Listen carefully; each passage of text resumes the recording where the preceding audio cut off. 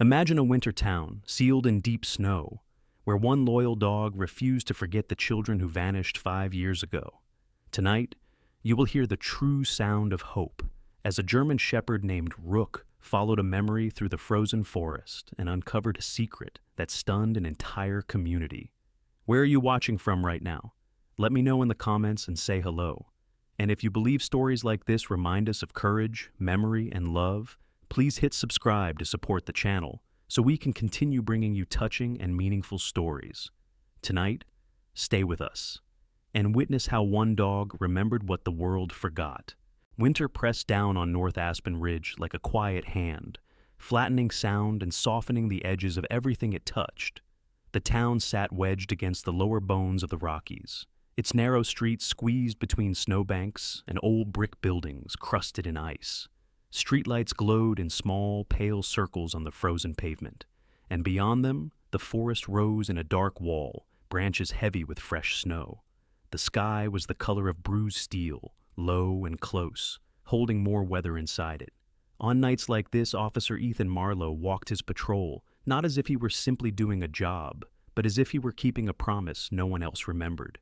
Ethan was 42, tall and lean from years on the move, his frame all straight lines and quiet endurance. His shoulders were broad, but carried a subtle droop, like a man who had grown used to weight that never left. His hair, once a plain brown, now showed threads of gray over his ears, and faint lines had taken up permanent residence at the corners of his dark blue eyes. People in town knew him as calm, polite, and steady. The officer who spoke gently at car crashes and stayed an extra 5 minutes to make sure everyone had someone to call. Few of them saw the way his gaze lingered a little too long on the snow whenever he passed the old canyon trailhead. 5 winters ago, 3 young girls had walked into a storm at the edge of town and never come home. Ethan had been part of the desperate search, the one that stretched from dusk to dawn and back again, that turned neighbors into search parties and the mountain into a map of red flags and boot prints. The footpaths, the ravine, the creek bed, the dense timber, all of it had been combed, and still the trail had ended in white emptiness, 3 lines of small prints wiped away by wind. The official term for what followed was a cold case. Ethan never used that phrase. In his mind, the night was not cold. It burned, glowing like a coal he refused to let fade. His partner tonight moved a half step ahead of him, paws placing neat, deliberate impressions along the shoulder of the service road. Rook was a sable German shepherd, 6 years old, with a solid, balanced frame and a winter coat that shifted between charcoal, rust, and cream when it passed under the streetlights. His ears stood high and alert, and his amber eyes held a brightness that seemed to weigh every sound and scent. As a police K9, he moved with disciplined precision, no wandering, no wasted motion, always aware of Ethan's position without looking back. Up close, a faint scattering of lighter fur around his muzzle hinted that the years were beginning to mark him, but his stride remained strong and sure. Unlike the patrol car, with its decals and light bar, Rook did not announce what he was until people saw the harness fitted snugly over his shoulders, dark nylon with reflective strips and a simple patch reading K9, Rook. Then they moved aside a little faster, spoke Bezio, little softer, as if some old instinct told them this animal walked close to danger and carried it away. Rook had not been born into Ethan's world of radios and reports. Before the disappearance, he had belonged to the Mitchell family, who lived in a modest house at the end of Maple Hollow Road. Ethan still remembered Ava Mitchell at 12, tall for her age, all knees and elbows and fierce opinions, with long chestnut hair that rarely stayed inside its knit cap. Her hazel eyes carried an intensity that could turn from mischief to kindness in a heartbeat. Ava was the sort of girl who would shovel the elderly neighbor's steps without being asked, and then argue with a teacher the next day about fairness on behalf of a quieter classmate. Her parents, Daniel and Elise, were kind in the unremarkable way that quietly anchors a town. Daniel, a mechanic with grease-stained hands and a habit of whistling off-key. Elise, a nurse who came home late and still remembered to ask how everyone else's day had gone.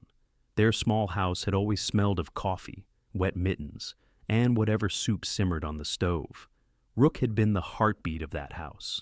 As a young dog, he had hurled himself into snowdrifts in the Mitchell backyard, circling Ava and her friends in joyful loops, ears flying, tail slashing the air. He knew the sound of Ava's laugh and the pattern of her footsteps on the porch steps.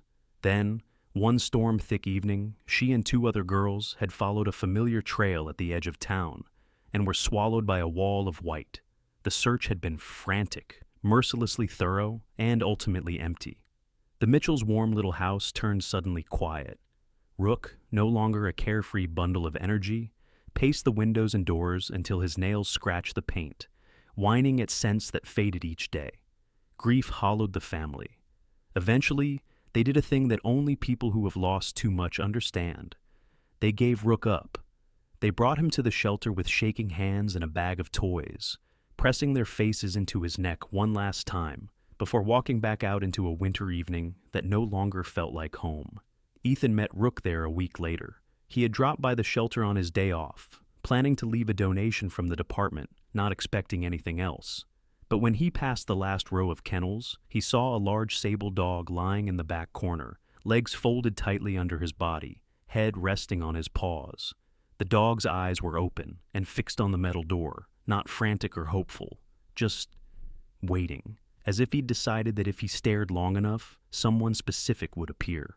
When the shelter worker mentioned the name Rook and Mitchell, something inside Ethan tightened. He had spent those first weeks after the girls vanished combing the mountain by daylight and studying maps at night, listening to the Mitchells' questions grow shorter and quieter. Seeing the dog now felt like walking into a room, where the air still held a conversation that had ended suddenly. Ethan signed the adoption papers that same afternoon.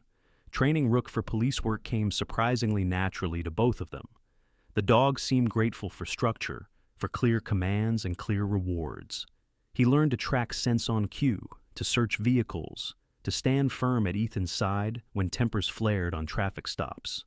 Yet even after Rook earned his K-9 certification, there were moments that didn't fit into the neat boxes of training. Sometimes on patrol, he would slow near the old canyon trailhead and stare into the trees, his ears tilted forward in a way that spoke of recognition rather than curiosity. Sometimes he would pause in front of the Mitchells' darkened house when they drove past at night, eyes lingering on the porch as if listening for a familiar voice. On paper, he was an asset, a valuable member of the department. In Ethan's quieter thoughts, he was also a living reminder of a story with no ending. Tonight, their route led away from the busier streets and out along a maintenance path used in the warmer months by parks crews. The patrol car sat parked at the path's entrance, engine idling, windows beginning to fog from its own breath. Ethan preferred walking. The cold air felt clean in his lungs, and out here the radio chatter from his shoulder unit sounded distant and less urgent. The world around them had narrowed to snow, trees, and the faint crunch of boots and paws. The last snowfall had laid a fresh, unbroken sheet over old tracks, smoothing the landscape into something deceptively new. Clouds thickened overhead, swallowing the stars. A faint wind slipped through the firs, shaking loose small flurries that glittered briefly in the light from a distant cabin window before vanishing into the dark. Rook's breath puffed in steady white bursts, visible even in the low light. Ethan kept the leash loose, allowing the dog enough space to do his work without feeling tethered. Every so often he murmured a simple, "good," not for any particular task, but as a quiet affirmation that they were moving, that the night had not fully claimed this stretch of mountain. They were approaching the section of trail that curved toward the ridge above the canyon when it happened. One moment Rook trotted forward with his usual measured certainty. The next, every muscle in his body went still, his front paws rooted to the spot. His tail dropped into a level line, not tucked tight in fear, but held firm, as if he were bracing against something unseen. The leash went taut in Ethan's hand, jerking him out of his thoughts. Ethan stopped immediately, boots sinking an extra inch into the drift. He scanned the trees and the path ahead, habits older than memory kicking in. There was no movement besides the slow drift of falling flakes, no headlights flaring through the woods, no animal shapes slipping between trunks. Just quiet. "Rook." Ethan's voice came out low, shaped more by instinct than choice. Over the years, he had learned to read the dog's small signals, the excited forward lean that meant a strong scent trail, the stiff-legged stance that warned of aggression, the relaxed sway that came with visiting elementary schools. What he saw now didn't fit any of those. Rook slowly lowered his head until his nose hovered a breath above the snow. His nostrils flared as he drew in air in short, precise bursts. Each inhale deliberate, like a man trying to catch the last trace of perfume in an empty room. He did not step forward or backward at first. Only his chest moved, and his eyes, which tracked back and forth over a patch of ground that, to Ethan, looked perfectly blank. The snow here was smooth, unmarked. The last storm had wiped away anything that might have been written on its surface, but scent lingered where sight failed. Ethan remembered another night, another patch of snow, where 3 sets of prints had simply stopped. He felt a familiar tightness in his chest, the old question waking with a start. What did we miss? "What do you sense, boy?" he murmured. He did not add a formal command like search or track. This did not feel like training. It felt older, closer to whatever lived deep in the dog's bones. Rook did not bark. That was the first thing that made Ethan's skin prickle. When Rook found narcotics or a hidden person during exercises, he gave a sharp clipped alert, confident and unmistakable. Now he stayed silent. After a long heartbeat, he lifted his head and turned back toward Ethan. The look in his eyes was not frightened. It was urgent, focused, almost questioning. Ethan had seen Rook look like that only a few times before. Once when they drove past the Mitchell house, once when they crossed a yard where Ava used to play. It was the look of recognition without understanding, as if the dog had stumbled across a door to a room he knew but could not yet enter. For a moment, standing there in the cold, Ethan had the strange sensation that he was the one being weighed. Then Rook pivoted sharply to the right, off the packed path and into the deeper snow between 2 leaning spruce trees. He leaned into the leash with a steady, insistent pull, not the wild tug of excitement, but the firm pressure of certainty. Procedure, training, and caution all rose up at once in Ethan's mind. He should radio his position, note the deviation from the assigned route, maybe wait for another unit. The ravine lay somewhere beyond the trees, the same direction the girls had vanished years ago. The sensible choice would be to mark this spot and come back with a larger team. But there were other weights on the scale, 5 winters' worth of unanswered questions, the memory of a dog waiting at a shelter door, the echo of a family's faces at the edge of a search line. Some decisions were not written in policy. They were carved by grief and carried forward by stubbornness. Ethan tightened, his grip on the leash, feeling the braided nylon bite faintly through his glove. "All right," he said softly, more to himself than to Rook. Then he stepped off the familiar path and followed his dog into the deepening snow toward whatever it was that memory had finally decided to uncover. They moved deeper into the forest, leaving behind the last stretch of human-lit town. The trees grew denser, older, and the path became a mere ghost beneath the undisturbed snow. The hush here was different, not absence of sound, but presence of listening, as if the mountain itself leaned in. Ethan slowed only when the incline steepened. Snow now reached mid-shin, heavy and clinging. Rook forged ahead with unwavering resolve, stopping only to inhale again, each breath sharp and certain. Ethan's heart thudded in time with his boots. The wind shifted, bringing the scent of cold iron and old earth. He remembered this place, not visually, but as one remembers a dream that left a weight in the chest. 5 years ago, the first teams had crossed this way, but turned back when the terrain grew difficult. Snow had collapsed the slope into a slick embankment. They had assumed the girls would not have come this far. They had assumed wrong about many things. Rook stopped at a stand of leaning spruces. Their lower branches drooped under the weight of snow, forming a sagging arch. The dog began circling a specific patch of ground, his paws kicking through snow until they scraped frost-hard soil. Ethan knelt beside him, brushing away with gloved hands. Beneath the snow lay something unnatural, a faint indentation ring, almost like a frame pressed into the earth. Ethan's breath hitched. A hatch? No, something older. A vent cover, industrial metal, rusted around the screws, mostly buried, mostly forgotten. Mostly. Ethan wiped more snow from its surface, revealing edges and a faintly stamped logo from an outdated wilderness infrastructure program, a project defunded decades ago. He frowned. This wasn't on any map. Rook turned his head slightly, ears fixing on something beyond human hearing, far below. The dog's body grew tensely still again. Ethan stood and scanned the area. To the left lay a steep drop into the canyon basin. He saw no tracks, human or animal, only wind-laid ripples. But scent did not need tracks. Rook tugged again, pulling Ethan toward the ravine edge where the slope descended in a long, treacherous path. The wind howled there, low and moaning, as though warning or beckoning. Ethan unclipped the leash. Rook braced, steady. "Find," Ethan whispered. This time, it was a command. Rook leapt forward and began weaving downhill. Ethan followed with caution, boots skidding on patches of ice crust, gripping branches to keep balance. The descent took long minutes, punctuated by breaths of air so cold it cut the throat. The ravine opened gradually, a wider space protected from the worst winds by natural stone walls. And there, tucked against the canyon's base, partially obscured by snow-coated rock, stood a door. It was steel, weathered to a dull, eroded gray.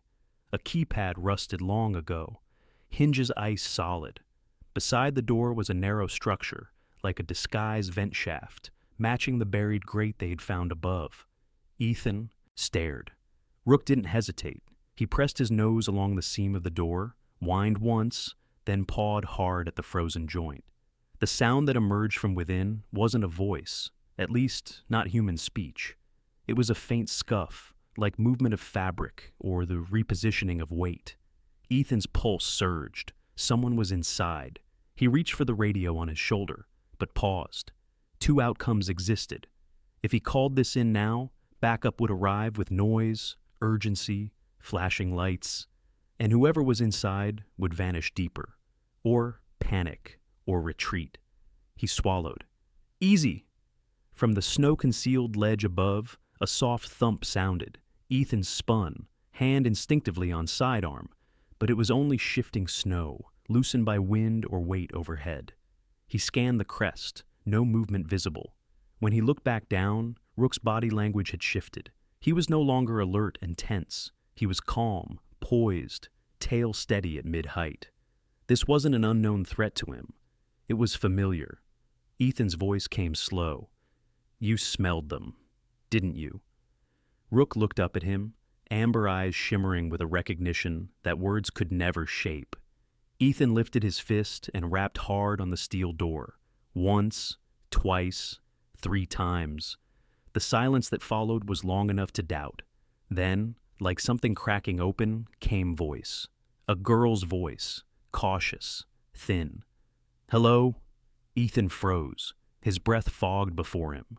He recognized the lilt in the syllables, the way the vowel lingered at the end, uncertain, because he had heard it once through family recordings during the search effort.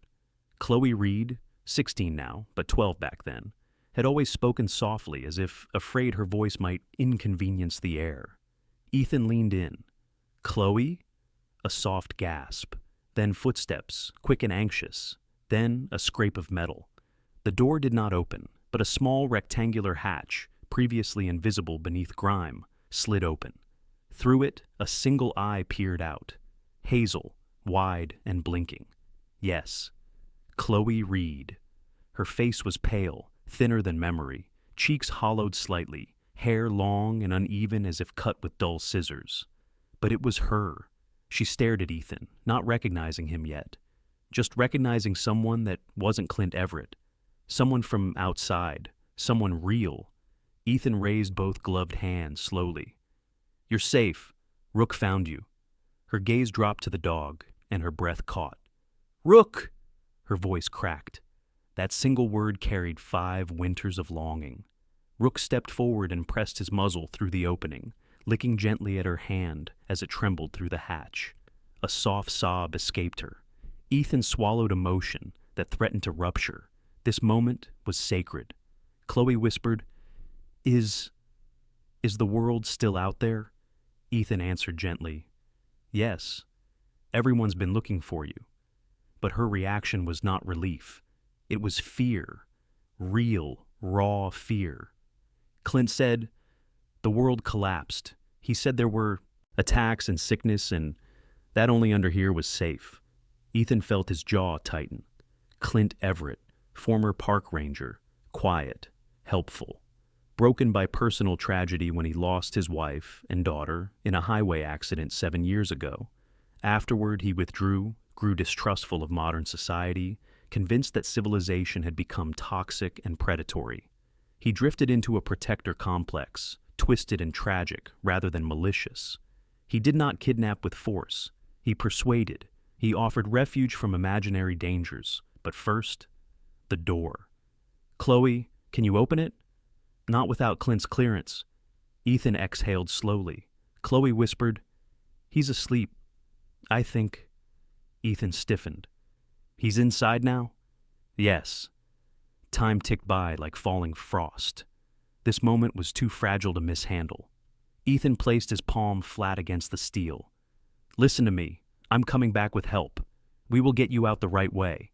Chloe's eye trembled again. "If we leave, will we die? Clint said the storms will kill us if we climb out." Ethan shook his head. "The storm's passing. By morning, it will be clear." She inhaled, shaky but hopeful. "Can you come back? Before Clint wakes?" "Yes." The hatch slid closed, the steel door sealed. They were alone again. Rook gave an anxious circle, sensing conflict. Leave versus stay. Ethan stared at the snow-buried structure. He knew two truths. Breaking in now would endanger everyone, but leaving them tore at his soul. He clipped the leash back to Rook's harness. "We're not losing them. Not this time." The dog's ears flicked back, understanding that tone. They ascended the slope, retracing their descent. Ethan's legs trembled with strain and exhaustion, but Rook pulled steadily. Snow thickened again. The wind rose. Ethan did now reach for the radio. His voice was quiet, steady, professional. "Sheriff Kearney, I need you." Because now this was no ghost of the past. This was present, living, waiting for rescue. And this time, the mountain would not keep its secret. Dawn rose in North Aspen Ridge like a pale bruise across the sky. Muted lavender and weak gold filtering through thinning clouds. Ethan hadn't slept. He sat in the sheriff's office briefing room, elbows on knees, head bowed. Sheriff Dana Kearney stood beside the map table, 20 years of law enforcement giving her a stance that was straight-backed and authoritative, but not cold. Dana was 50, compact, sturdy, with short silver-streaked hair and a face that carried the marks of many hard winters, a deep crease between the brows, fine lines framing amber-brown eyes that could soften unexpectedly when speaking to a frightened child or a grieving parent. She was known as fair, careful, not given to panic or theatrics. If Ethan was the quiet heartbeat of the department, Dana was its spine. Across from her sat Dr. Lena Hammond, a trauma psychologist brought in during the original investigation 5 years ago. Lena was 35, medium height, slender, with kind eyes behind clear round glasses. She wore a long wool coat over a turtleneck, and her hair, black, smooth, always neatly braided, was tucked behind one ear. Lena spoke softly, choosing her words like one selects fragile objects. She had studied patterns in abductive trauma, psychological manipulation, isolation conditioning, and she had warned them back then, not all captors use violence or chains. Some use affection, fear, ideology. Ethan explained everything he'd heard through the steel door. Dana listened without interrupting, only tapping a pencil against the tabletop in slow rhythm. When he finished, she exhaled with weight. "So he didn't force them, he convinced them." Lena nodded. "For some victims, the psychological bars are stronger than physical ones." She opened a file, her own personal notes from 5 winters ago. "Chloe Reed," she said, reading. "Quiet, emotionally compliant, seeks external validation." Then turning a page, Nora Jensen, high vulnerability to authority figures, history of anxiety, strong need for structure and reassurance. And finally, Ava Mitchell, intelligent, resilient, prone to independent reasoning, strong identity formation. She closed the file. So we have 3 very different responses to confinement. Ethan felt the words like stones dropped in water. Lena continued, "A philosophical captor, like Everett, would say he's protecting them from the world. If he framed it as rescue rather than kidnapping, And if they were too young to challenge it, the story could become reality. Sheriff Dana crossed her arms. But Ava recognized Rook. She responded. She did, Lena agreed, and that may be crucial. Familiar bonds can pierce indoctrination. Ethan looked up. So Ava can pull the others back toward the world, Lena answered. She might be the hinge that opens the psychological door. Somewhere outside, snowmelt dripped from the courthouse eaves in slow, steady intervals. Time passed in droplets. In the bunker, morning arrived without sunlight. There was no way for dawn to penetrate steel. Ava Mitchell stirred awake on her narrow cot. Now 17, she had grown taller than memory. Slender, long-limbed, her once childish features evolved into sharper, more defined lines. Her hair, once glossy chestnut, was still long but now flattened, dulled slightly by the artificial environment. Still, there was something unyielding in the shape of her jaw, in the steady focus of her hazel eyes. She rose quietly, her movements instinctively cautious. Ever since Everett had instilled the belief, loud activity equals risk. But today, something had changed. Last night, a gap had opened in the wall of illusion. Rook was alive, and he had found her. Across the bunker room sat two other figures. Nora Jensen, 18 now, lay curled against the far wall. Nora was petite, almost fragile in frame, with delicate wrists and pale skin. Her eyes, once bright blue, had lost much of their fire, replaced by a soft, dreamlike distance. Her blonde hair was long but tangled, often unbrushed. Nora lived inside a constructed narrative Everett had built for her, one where outside air was poison, where sunlight was dangerous, where humanity had crumbled. Her voice had become quiet over the years, not by choice, but by gradual erosion. On the cot nearest the stove sat Chloe Reed, 16, thin, with straw-brown hair falling past her shoulders in uneven layers. Chloe's posture was slightly hunched, as though apologizing for existing in physical space. Her eyes were gentle and quick to tear. But last night, when Rook touched her hand, something inside her had flared, a flicker of forbidden memory. Ava approached her now in the dimness. "You slept?" Chloe nodded slightly. "I dreamed Rook came through the snow to find us." "He did," Ava whispered. Chloe looked up, hope and fear wrestling in her fragile gaze. "Do you really think the world is still out there?" Ava placed a hand on her shoulder. "I don't think, I know," Chloe swallowed. "But Clint said—" Ava's voice softened. "Clint lost people. He sees danger everywhere. But that doesn't make the world gone." Nora stirred at the sound of voices. She turned her head slowly, eyes blinking with unfocused uncertainty. "Talking about leaving again?" Her tone held the faintest tremor of tension. Ava kneeled beside her. "I'm talking about truth." Nora frowned faintly.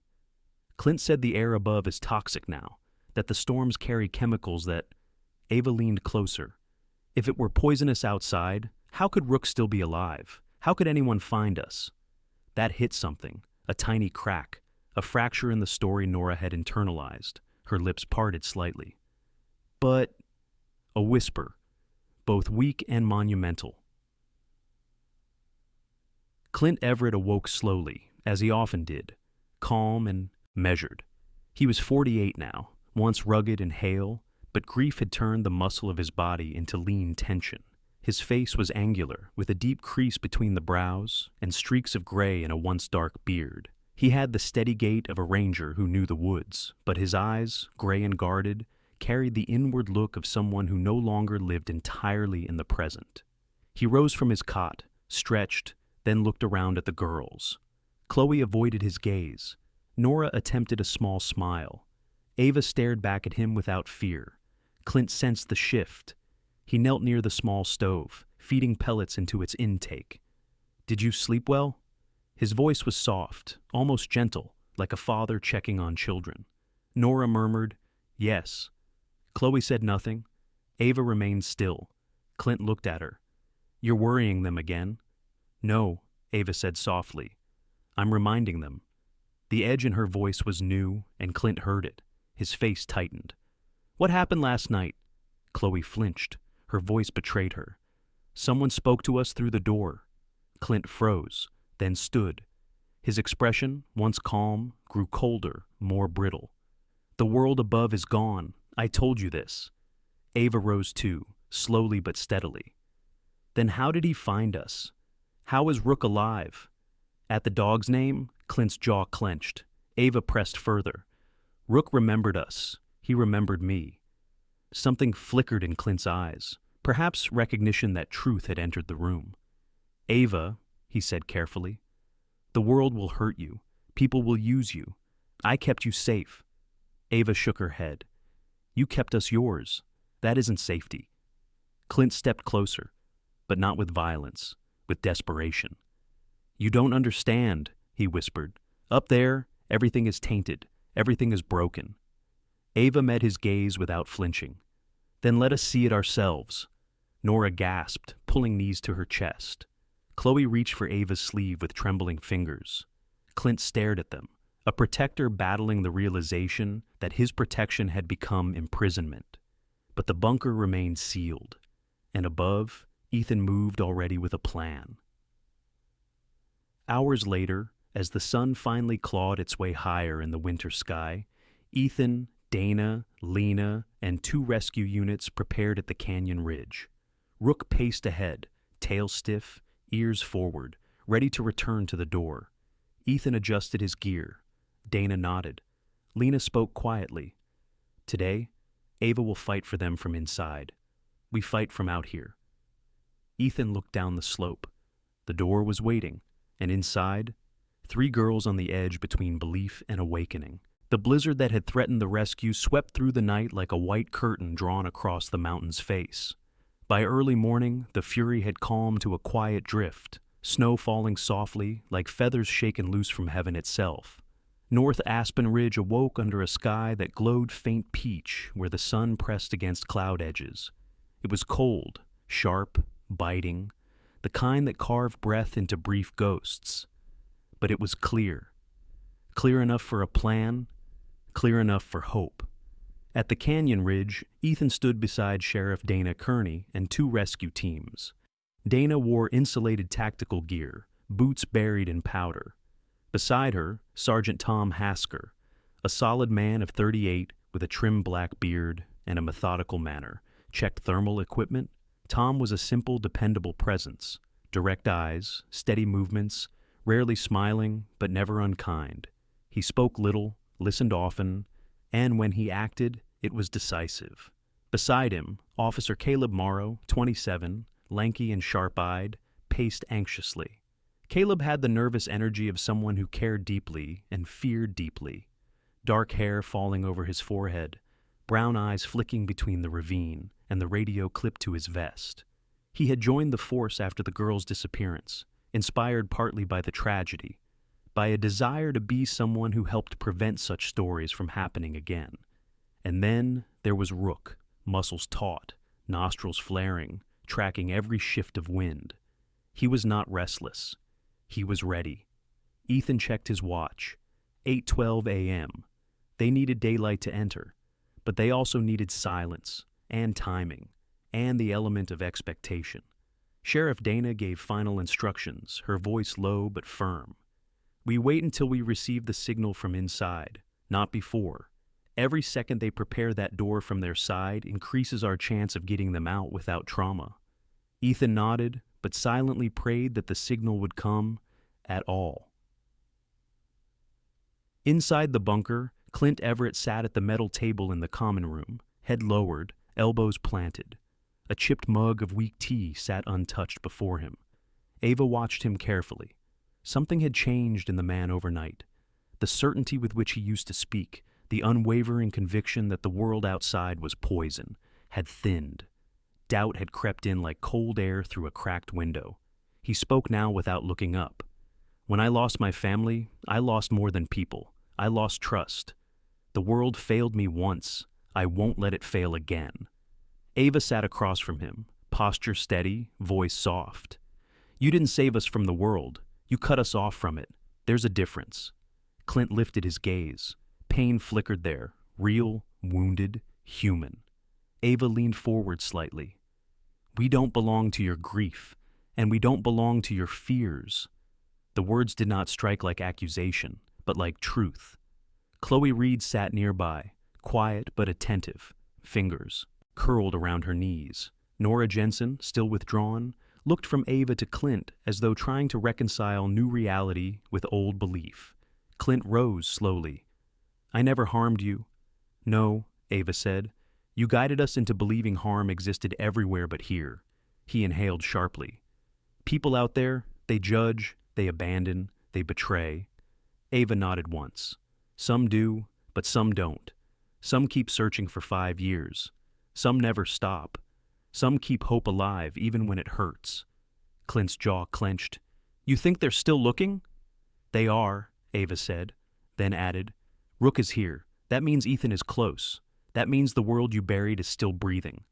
Silence hung thick in the air. Then something shifted. A decision.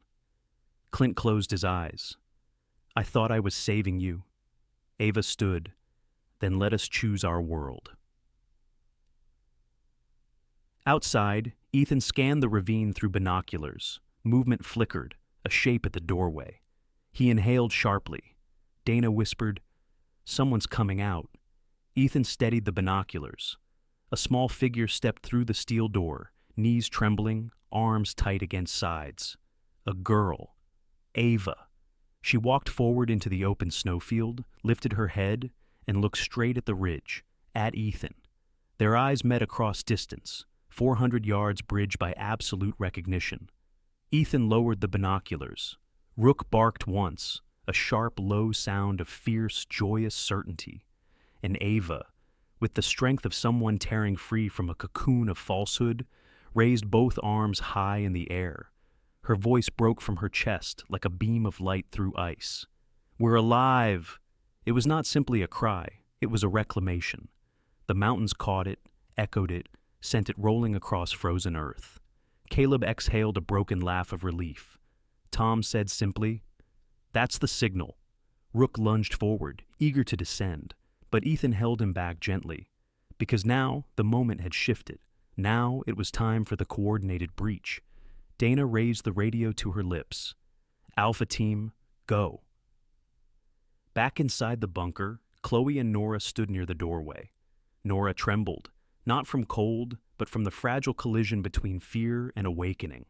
Chloe clutched her hand. We're going home, Nora. We are. We'll learn how to breathe up there again. Nora's voice shook. What if it hurts? What if the world isn't safe anymore? Ava came to them. Safety isn't the same as living. The world might bruise us, but it will also hold us. Clint Everett stood behind them, silent. Then he spoke softly. I don't know how to face it anymore. The world as it is. Ava turned, gaze clear. You don't have to face it alone. That hit him harder than any condemnation. Because she did not deny his pain. She simply refused to be imprisoned by it. The rescue teams moved, quickly down the slope. Ethan and Rook led, with Tom and Caleb forming a perimeter. Dana directed from above, coordinating angles of entry. Ethan reached Ava first. She didn't run, but she walked forward and fell into his arms in a brief, fierce embrace that neither would later talk about aloud. Rook nearly bowled into them both, pressing against her legs, whining with relief and memory. Ava knelt and wrapped arms around him, burying her face in his fur. You found me? She whispered. Rook pressed into her harder. Ethan looked at her face and saw the girl she had been, and the young woman she was now, overlapping in a painful, beautiful merger. He asked softly, Inside? Still safe? Ava nodded. Clint is not violent. He's frightened. Ethan inhaled deeply. This was no villain to be stormed. This was a broken man to be managed with care. When they entered the bunker, guns were not raised. Instead, Lena's voice came first. Clint? He turned. She stepped slowly into view, hands visible, calm, gentle. You saved these girls because you couldn't save your own. But it's time to let them return. Clint's chest rose and fell. Then, finally, he nodded, not in defeat, but in surrender to truth. They emerged from the bunker slowly. Nora wrapped in a thermal blanket, Chloe needing Ethan's steady arm, Ava walking on her own, hand on Rook's neck. The world was cold, but the air was clean, and the mountain was no longer silent. The descent into the ravine was not rushed, not chaotic. It moved with deliberate caution, men and women trained to solve danger without multiplying it. The rescue team advanced in two coordinated lines, their boots sinking deep into fresh powder, radio messages kept low, precise, nearly whispered. Above them, the pale winter sun emerged through thinning clouds, brightening the canyon walls in muted gold. Ethan led the left flank. His expression was calm, but there was a current beneath, restrained urgency, the kind that sharpened the senses rather than clouding them. Rook trotted beside him, tongue lolling, but focus unwavering. The dog's breath wreathed into the air in rhythmic puffs. On the right, Sergeant Tom Hasker cut a steady path. He placed every step with military precision, scanning for possible hidden entry points or concealed threats. Beside him walked Lena Hammond, unarmed except with knowledge. She had insisted on joining, her presence a shield against fear rather than force. Caleb Morrow followed a step behind Ethan, hand resting on the strap of his rifle, but not gripping it, not aiming, not yet. His face was tense but restrained, jaw tight, eyes soft. He cared too much to burst in with guns drawn. As they reached the door, Ethan raised his hand and signaled halt. The metal surface was closed again, sealed from the inside. For a moment, the entire rescue party stood still, a curve of human figures clad in dark winter gear, their forms half lost against ice and stone. Ethan glanced back at Ava, who stood just behind him, wrapped in a thick parka now, her eyes shining not from tears, but from new clarity. Nora and Chloe remained farther back with a paramedic team, already swaddled in the thermal blankets and calm, comforting words. Nora trembled slightly, her body not yet used to the unfiltered winter air. Chloe leaned into Lena, shoulders shaking, but not from fear anymore, from release. Ava stepped forward beside Ethan and said, "He'll open it." "Are you sure?" Ethan asked. "Yes." Then she added softly, "He doesn't want to be a monster. He never did." Ethan nodded. He lifted his knuckle and tapped on the steel again, 3 measured knocks. There was silence. Then, movement. The hatch slid open. A familiar gray eye peered through. "Clint," Ethan said gently, "we're coming in. But no one is here to hurt you." The hinge groaned. Bolts disengaged. Slowly the steel door opened.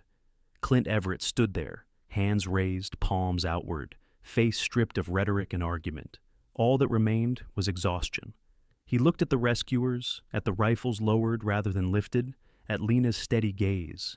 He nodded once. "I released them," he said quietly. "They were never mine to keep." Tom stepped forward, careful, respectful. He took Clint's arm, not yanking, not wrenching, simply guiding. 2 officers moved in to secure him with soft restraints and thick gloves. Clint did not resist. His shoulders slumped, not in defeat, but in surrender of burden. Behind him, the bunker was visible, narrow bunks, carefully arranged supplies, journals stacked along a ledge. A place of survival twisted into a cage. Then Nora Jensen stepped forward into the doorway. For the first time in years, she blinked against real morning light. Chloe Reed followed, eyes fixed on the open sky above, throat tight with quiet astonishment. Ava stood last, hand on Rook's back. She looked into the bunker one final time, not with fear or nostalgia, only recognition. Then she turned away, and the door to underground life closed behind her forever. Moving the girls up the slope was delicate work. The climb was steep and draining. Chloe had to pause halfway, her legs trembling from disuse. Tom hoisted her gently onto a rescue sled, normally used for injured hikers, and pulled her along the ascent. Nora required frequent breaks. Her breathing came shallow, uneven. Lena walked beside her, murmuring encouragement, matching each step. Ava climbed on her own, though Ethan walked beside her. He noticed how she leaned lightly against Rook whenever she stumbled. The bond between dog and girl was more than memory. It was reattachment. Midway up, Nora whispered through chattering teeth, It's so bright. Lena smiled gently. Your eyes will adjust. Light is a friend, Nora. At the ridge, townspeople and additional responders waited, faces filled with disbelief and awe. Elise and Daniel Mitchell were there. Ava saw them, first at a distance, shapes in blowing powder, then closer. Two people running, stumbling through snow, arms outstretched. Ava almost collapsed into their embrace. Elise sobbed with such force that a medic gently steadied her. Daniel held his daughter's face between both hands, whispering through broken breaths. You're real. You're here. Thank God. Chloe's parents, Mark and Linda Reed, rushed down the line. Chloe sank into their arms as though she had been hollow for years, and their touch filled her again. And Nora, who had come from a broken childhood before her kidnapping, was greeted by her Aunt Marina. Marina Jensen was in her late 40s, round-faced, with warm brown eyes and a shawl wrapped tight around her shoulders. She pulled Nora into her chest and rocked her, whispering, You're safe now, darling. You're safe. Nora cried not from fear, but from return. Through it all, Rook moved like a shepherd among them, checking each girl, circling back to Ethan, then returning to Ava. Dana Kearney approached Ethan, her voice low with emotion she normally kept hidden. You found them? Ethan shook his head gently, eyes on the dog. He did. Clint Everett was placed in a transport vehicle under careful watch, not as a violent criminal, but as a man who had to face consequences and also healing. Lena watched him before he was driven away. I hope you get help, Clint, she said quietly. He didn't look up, but he nodded once. I think I need it. As the sun reached its timid peak overhead, warming the snow until it sparkled, the group moved toward the medical triage tent. Reporters stood behind a barrier, cameras flashing, but there was reverence in the air. Slowly the world was shifting from nightmare to aftermath. Ethan walked beside Ava. Her steps were steadier now. Did you ever lose hope? He asked softly. Ava looked at the sky. No, she said. Sometimes hope loses its voice, but it's still there. Rook bumped her hand with his nose. Ava smiled through tears. He remembered us, Ethan. That's how we found our way back. And Ethan realized something then, something that shimmered through him like sunlight beneath ice. Memory is a kind of compass, and loyalty can map what logic cannot.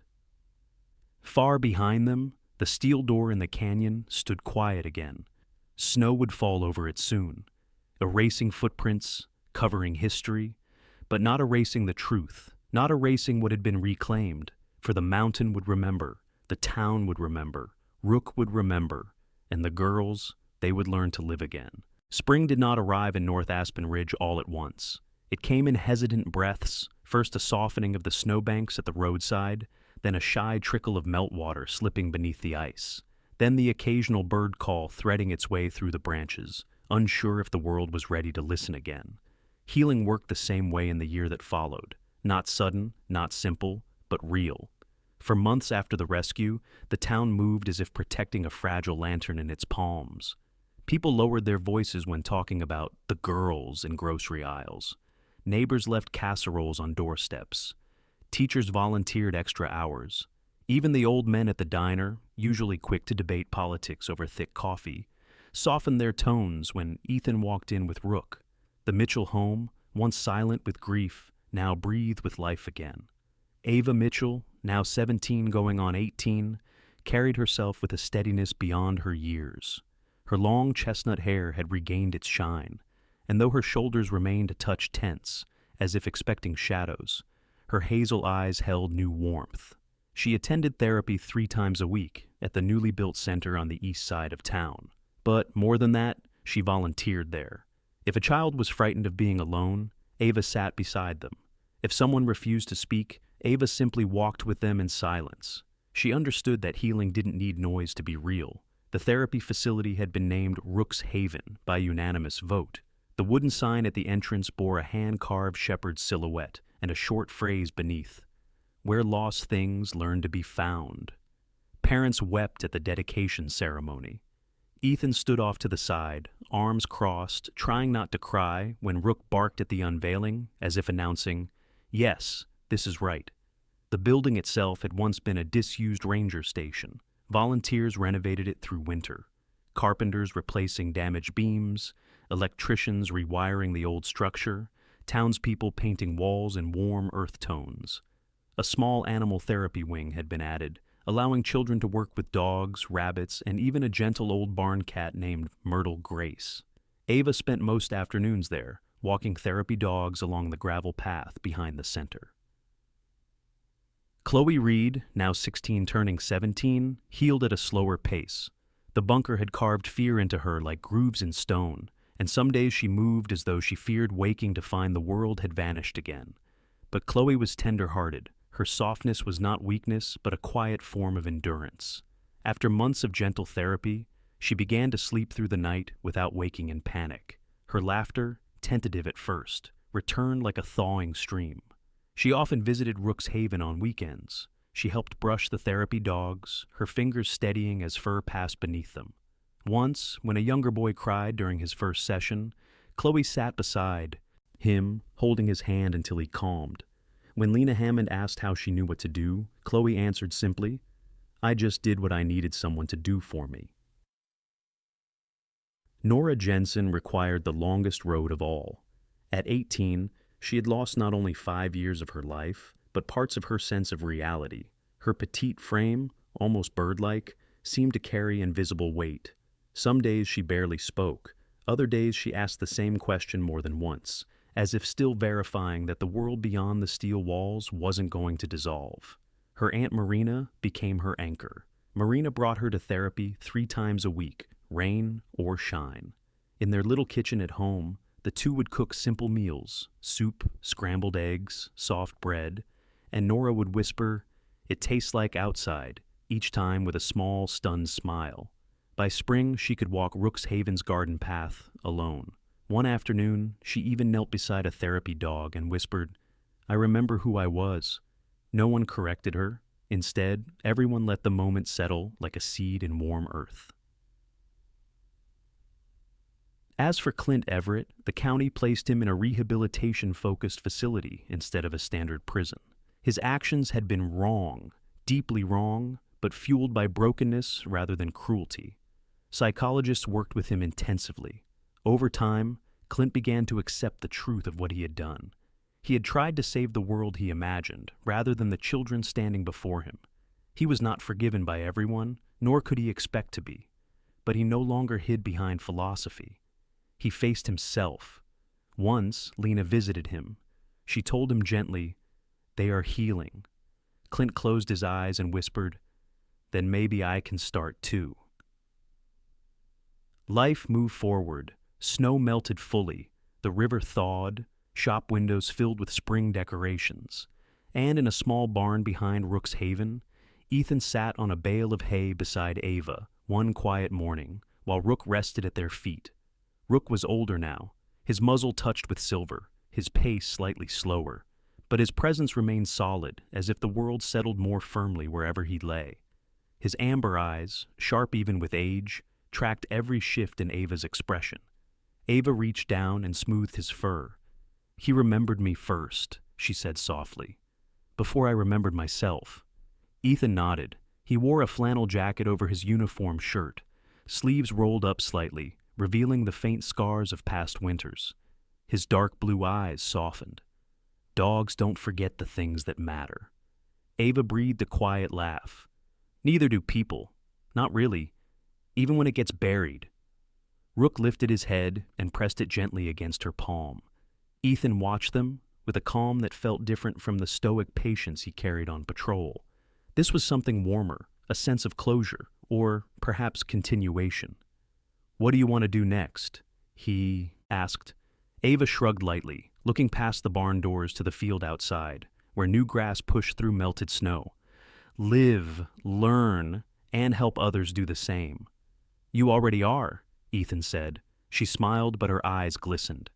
"It still feels strange, being outside." "Strange is fine," he replied. "Strange means you're learning the world again." Rook gave a soft bark, and Ava leaned her forehead against his. "Thank you," she whispered to him. He didn't understand English perfectly, but he understood love, and recognition, and home. Outside, children played near the fence line of Rook's Haven, their laughter bright. Chloe sat on a bench reading, Nora placed a row of small stones along the garden path, and volunteers carried boxes of new supplies into the therapy building. The sun shone warm on everyone. In time, each girl's story would become something they could carry without collapsing under its weight. They would speak of their pain, and they would speak of their strength, no longer as victims, but as survivors, reborn in a world they chose to inhabit again. And Rook, old, wise, beloved, became the symbol of it all. The dog who remembered, the dog who led them out of darkness, the dog who showed that memory could be a map toward healing. The mountain had taken much, but it had given back too, and life, quietly, steadily, continued. In the quiet ending of this story, we are reminded that the miracles of God do not always arrive with thunder or bright signs. Sometimes they come softly through the loyalty of a dog who refused to give up, through the courage of a young woman who chose truth over fear, and through the healing strength that God places inside ordinary hearts. In our everyday lives, we each face winters of the soul, moments of doubt, loneliness, or weariness. But God walks beside us even then, guiding our steps and sending comfort in unexpected ways. If this story touched your heart, please share it with someone who may need encouragement today. Leave a comment to tell us your thoughts and type Amen if you believe in the quiet miracles God sends. May God bless you and your loved ones with peace, protection, and strength.